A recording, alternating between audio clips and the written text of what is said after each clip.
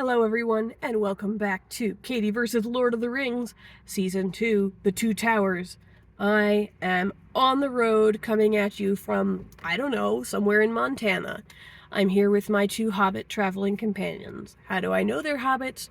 They're short, they're fat, they're hairy, and they eat to deal with the stress of traveling. Here they are.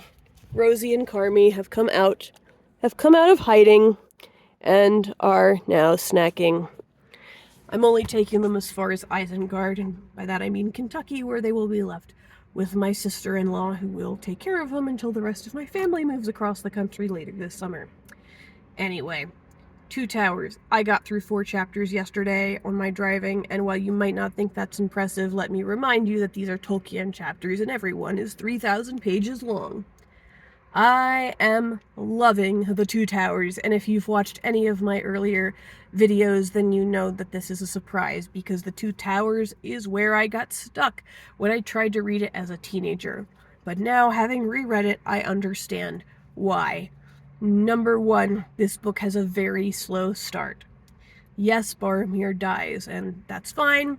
But then Aragorn is like, we're in a really big hurry, we gotta go catch Merry and Pippin, so let's give Boromir the world's longest eulogy. And they do that, and then they set off on the road, and between the time Aragorn, Legolas, and Gimli leave to catch Merry and Pippin and the time they bump into the Rohirrim, that entire section should have been like 2 paragraphs.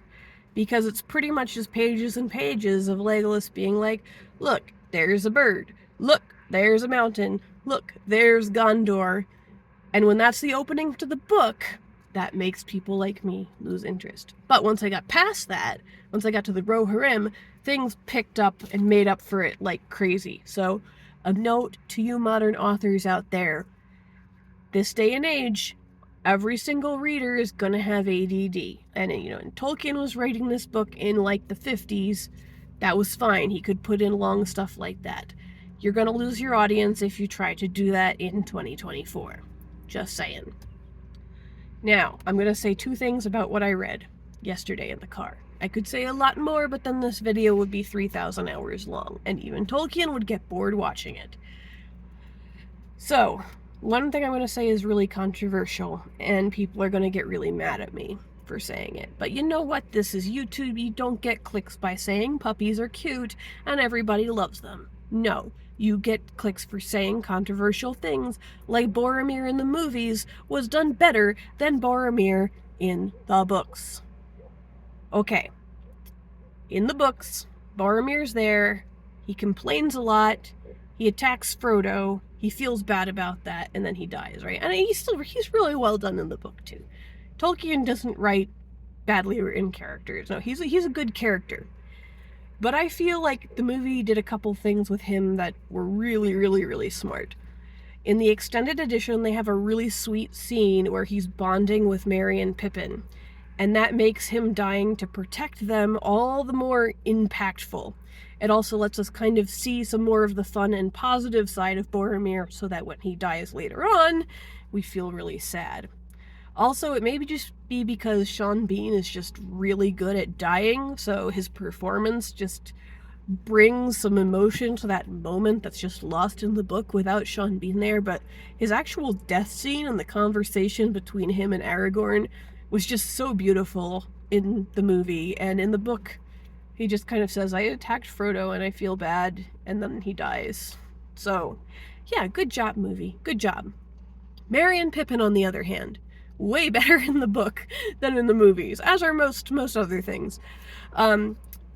Seeing how Pippin responds to being captured by the orcs in the book, his intelligence, his cunning, the way he keeps his wits about him and is constantly, like, taking advantage of every opportunity he can to get the upper hand, that is so much more prevalent in the books than in the movie. I just love the fact that in the books you have this whole thing where he sees the orcs fighting among themselves and he's like, I bet I can use this to my advantage, and then he tricks one of the orcs into thinking that he actually has the One Ring, so then he's able to use that orc to escape later on.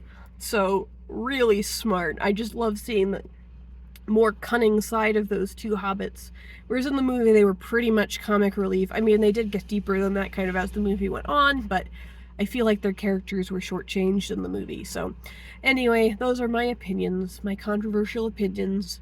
I'll listen to some more of this book today and get back to you tomorrow. And if you want to hate on me for daring to suggest that anything in the book was not as good as something in the movie, then whatever. You can do that. Go ahead and go for it. I don't care. Anyway, I'll see you at some point in the future with my next update. See you later.